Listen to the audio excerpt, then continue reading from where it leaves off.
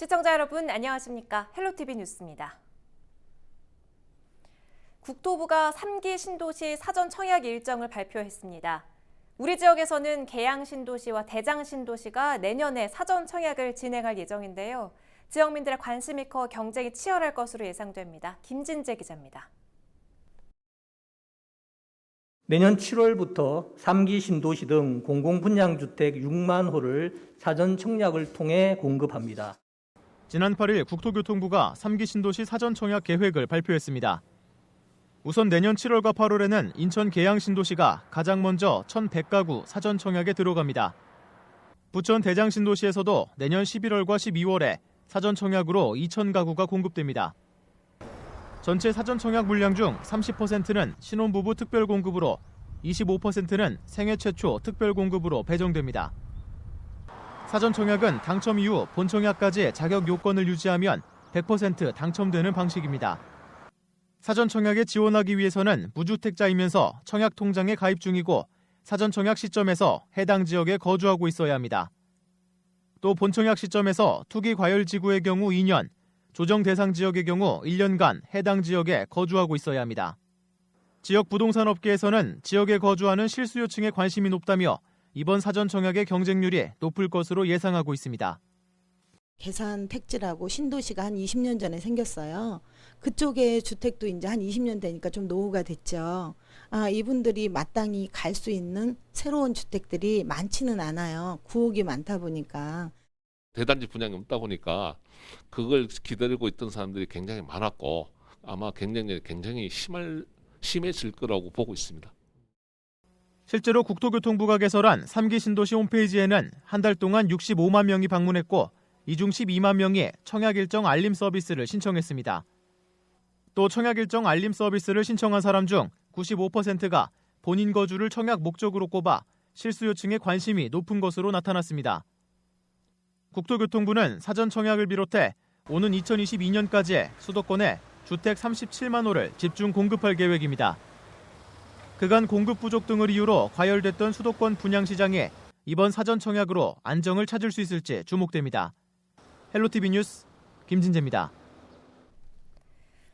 추석이 다가오고 있죠. 평소 같으면 가족들 모두 모여 성묘도 할 테지만 올해는 코로나19 재확산 우려 때문에 걱정됩니다. 인천 가족공원은 그래서 추석 연휴 기간 온라인 성묘 서비스를 제공하기로 했습니다. 이재필 기자가 보도합니다. 인천에 사는 박범조 씨. 올해 추석에는 돌아가신 어머니의 산소를 특별한 방법으로 찾기로 했습니다. 이른바 온라인 성묘입니다. 많은 사람들이 몰리는 봉안시설을 갔다가 혹시 있을지 모를 코로나19 감염 가능성을 차단하기 위해서입니다. 저희 가족들도 다 공감을 했고요.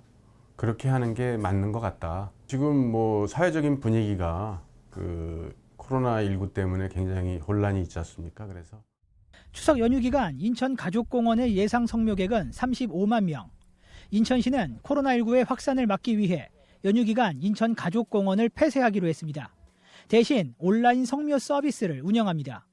인천 가족공원 홈페이지를 통해 고인의 차례상도 차리고 추모의 글도 작성할 수 있습니다.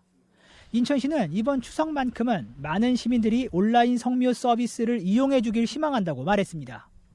이번 추석 연휴가 자칫 잘못하면 코로나19 재확산의 기회가 될 수 있습니다. 그렇기 때문에 민속 최대의 명절이긴 하지만 최대한 이동을 자제하시고 가족과 함께 이번 추석을 지내주시기를 간곡히 부탁드립니다. 인천 가족공원의 온라인 성묘 서비스 신청 기간은 9월 18일까지입니다. 신청은 인천 가족공원 홈페이지에서 할 수 있습니다. 헬로티비 뉴스 이재필입니다. 지난달 코로나19 재확산 조짐에 사실상 일상이 멈춰서면서 자영업자와 골목 상권은 또다시 직격탄을 맞았죠. 상인들은 그야말로 벼랑 끝에 몰려 있다며 하소연하고 있습니다. 언제쯤 이 절망 속에서 벗어날 수 있을까요? 이정하 기자가 취재했습니다. 인천 최대 상권 가운데 하나인 부평 지하도 상가. 10대 때 아르바이트로 시작해 20년째 부평에서 의류 사업을 하고 있는 김경훈 씨는 요즘 가게 문을 열기가 두렵습니다. 현금 순환이 안 되다 보니까 막힐 거 다 막히고 나갈 건 그대로 고정적으로 나가야 되는데 사람이 없다 보니까 판매는 안 되고 매출도 안 이루어지고. 코로나19 타격에 직원 6명 중 절반을 줄였지만 매달 임대료 400만 원도 감당하기 버거운 형편입니다. 지금은 하루에 2만 원, 5만 원 그렇게 판매를 하니까 진짜 유지도 안 되고 뭐 가게세는 가게세대로 내야 되고 직원도 월급은 월급대로 나가야 되니까 제일 힘든 게 생긴 것 같아요, 지금. 하루 유동인구가 20만 명에 달하는 부천역 일대도 사정은 마찬가지입니다. 예전 같으면 매일 붐비는 부천의 중심 상권입니다. 양옆으로는 다양한 음식점들이 줄지어 있지만 가게 안으로 발걸음하는 사람들은 찾아보기 힘듭니다. 한 프랜차이즈 식당은 코로나19 재확산 여파에 매출이 90%까지 급감한 상황. 그나마 배달과 포장 주문으로 간신히 버티고 있습니다. 방역을 위한 조치라고는 하지만 나아지지 않는 형편에 자영업자들의 인내는 한계에 다다랐습니다. 지금 다 자영업자들 장사하는 사람들한테만 지금 잘하는 거잖아요. 그렇다고 자기네가 정부에서 지원을 해주는 것도 아니고 월세 같은 경우도 그렇고 인건비 같은 것도 그렇고 다 업주들이 다 저기 해야 되는 건데. 폐업 위기에 몰린 자영업자들을 위한 정부 2차 재난지원금이 추진되고 있는 가운데 지자체도 침체된 상권의 사각지대를 메꿀 방안을 검토하고 있습니다.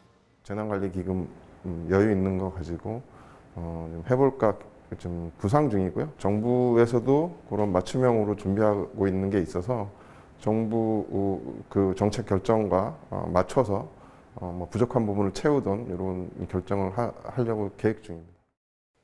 하지만 코로나19 상황이 장기화될 것으로 예상되면서 1차 지급 때처럼 반짝 효과에 그칠 것이란 우려도 나옵니다.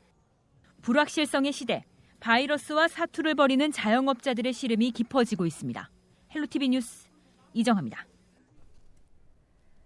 코로나19 때문에 요즘은 학교 수업이나 회사 근무, 회의가 대부분 비대면으로 바뀌고 있죠. 조례를 만들고 지방정부를 견제하는 지방의회 회의 풍경 역시 마찬가지입니다. 인천시의회의 달라진 회의 방식을 이재필 기자가 소개해드립니다. 인천시 의회 본회의장의 모습입니다. 집행부에서는 박남춘 인천시장과 도성훈 인천시 교육감만이 참석했습니다. 본회의장에 입장한 인원은 모두 49명, 기존의 절반 수준입니다. 인천시 의회가 강화된 사회적 거리두기에 맞춰 회의 참석 인원을 최소화했기 때문입니다. 의회는 코로나19 확산 상황에 대응해 회의 방식을 바꿨습니다. 참석 인원을 제한하는 것은 물론이고 회의장에 비말 차단 칸막이도 설치했습니다. 의사보고와 추경안 제안 설명도 모두 서면으로 대체합니다. 이뿐 아니라 시의회는 각종 회의와 토론회도 비대면 영상회의로 개최하고 있습니다. 테스트를 거쳐 지난 7일부터 운영에 들어갔습니다. 무엇보다도 엄중한 코로나19의 재확산에 따른 국민적 어려움이 정말 큽니다. 그래서 이제 저희들이 거기에 2.5 단계의 방역 조치를 수행하기 위해서 최우선적으로 의회에서 솔선수범하는 차원에서 코로나19가 일상생활을 바꿔놓은 지금 의회 회의도 이제는 비대면입니다. 헬로티비 뉴스 이재필입니다.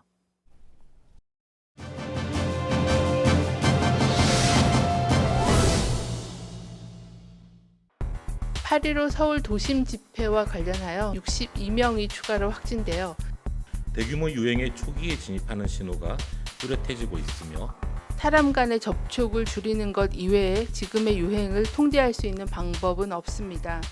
우리 모두 고통을 참고 서로를 위해 일상을 잠시 멈추는 노력이 아파트, 미용실, 카페, 헬스장 등 곳곳에서 집단 감염이 터지고 있습니다. 방역당국은 거리두기 단계를 높이면서 시민들을 향해 일상을 포기한다는 각오로 거리두기에 동참해달라고 호소했습니다. 밤 9시 이후 시내버스 운행은 80% 수준으로 또 식당은 포장과 배달만 허용했습니다. 또 실내 체육시설은 집합 금지 명령 조치가 내려졌습니다. 현장 점검 360도, 우리의 일상은 어떻게 멈췄을까요? 70-80% 줄었다고 보면 돼요. 요 며칠 사이에 갑자기 많이 줄었거든요. 9시가 되면은 식당도 문 닫고 뭐 가게도 문 닫고 그러니까 사람들이 안 돌아다니거든요. 일단 그러다 보면 사람들이 택시도 안 타고 다른 것도 안 타겠지만 많이 줄었어요. 하여튼 고통스러워요. 노래방과 클럽, PC방 등 이른바 고위험 시설로 분류된 곳은 영업 중지.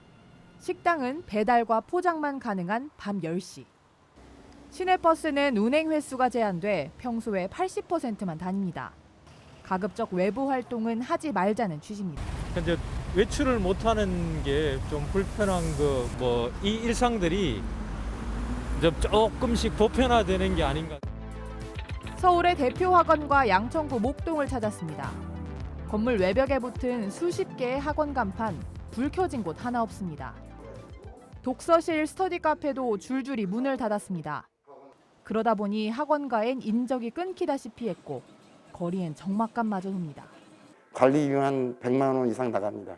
다 죽었어요. 못 버텨요. 이 광장에 사람이 일단 안 다니니까 이게 길어지면 조금 생각을 해봐야죠. 그래서 9시까지 이제 문 닫으니까 가서 딱 맥주 한 잔씩만 하자. 3일 동안 한 명도 안 왔다는 게 말도 이게 안 되는 거고. 여느 때 같으면 저녁 장사로 한창 붐벼야 할 시각입니다. 하지만 찾는 사람도 적고 이렇게 비까지 내리니 음산한 느낌마저 드는데요. 이렇게 한 집 건너 한 집은 문을 닫았는데 그나마 문을 연 곳도 9시가 되니 간판을 내려야 합니다. 이처럼 문을 연 곳도 9시만 되면 문을 닫아야 하는 상황입니다. 더욱이 이곳은 지역경제 활성화 차원에서 전통주 특화거리로 지정된 곳인데요. 특화 사업을 제대로 펼쳐보기도 전에 1년 가까이 개점 휴업 상태나 다름없습니다. 정상적인 영업 활동을 하지 못하고 있는 소상공인들이 지금 수도권에만 50만 명 넘게 있는. 얼핏 둘러봐도 문을 연 곳보다 닫은 곳이 더 많습니다. 가게를 잠시 쉰다고 붙여놓은 안내문에는 깊은 한숨이 배어있는 듯합니다. 골목 상권은 상황이 더 심각합니다. 암흑천지가 따로 없습니다. 좀 막막하죠. 뭘 어떻게 해야 될지. 셧다운하고 다를 게 없어. 몇 시간을 열기 위해서 준비는 똑같이 해야 돼. 일을 멈추면 수입도 끊기는 프리랜서 노동자들은 버티는 것마저 한계에 다다랐습니다. 매출이 안 나와서 자르고 파트로 돌리고 투자 가능한, 병행 가능한 그런 일도 한번 생각해 보고 있었어요. 더 힘들게 하는 건 이런 상황이 언제 끝날지 아무도 알 수 없다는 점입니다. 감염될지 모른다는 불안감, 생계 위협, 갇혀 지내는 스트레스에 눌려 심리 방역에도 빨간불이 켜졌습니다. 그때는 얼마나 좋았습니까? 코로나 전에는. 근데 지금은 뭐 아무것도 못하고 있잖아요. 원래 사람이 사람을 겁을 내고 있잖아요. 칸막이 투명하지만 엄마의 손을 만질 수도 없고 그냥 엄마는 얼굴만 보시고 우시고 이게 말이 된다고 생각하지 안 되는 말도 안 되는 일이 벌어지고 있구나. 그래도 쓰나미와 같은 대유행을 막기 위해선 당분간 감내해야 한다고 전문가들은 말합니다. 또한 바이러스와 함께 살아가는 슬기로운 방법을 고민해야 할 때라는 지적도 나옵니다. 지금의 잠시 1, 2주의 그런 고통스러움이 앞으로의 우리의 한 달, 두 달, 어쩌면 반년 이상을 안정되게 생활할 수 있는 그런 상황을 만들 수 있는 거거든요. 지금은 포스트 코로나를 논할 게 아니라 코로나 바이러스와 우리가 얼마나 잘 살아갈 것인가, 또한 안전하게 살아갈 것인가를. 코로나19가 우리 삶의 풍경을 통째로 바꾸고 있는 요즘. 인간이 바이러스에 정복당할 것인지 바이러스를 정복할 것인지 기로에 서 있습니다. 헬로티비 뉴스 손성혜, 신다혜입니다.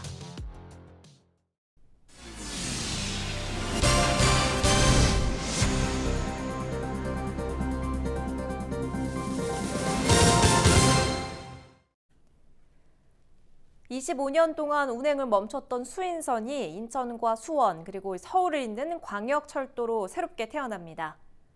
인천시는 수인선 마지막 구간인 수원에서 한양대합역 노선이 12일부터 운행을 시작한다고 밝혔는데요. 여기에 수원과 강남구청, 청량리에 있는 분당선이 더해지며 인천과 수원, 서울을 잇게 됐습니다. 명칭도 수인 분당선으로 변경되는데요.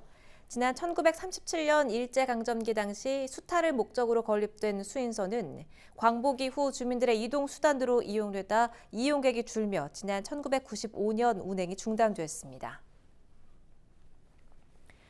인천 녹색연합이 12일 성명서를 내고 인천시의 계양산 보호 종합계획 수립을 촉구했습니다.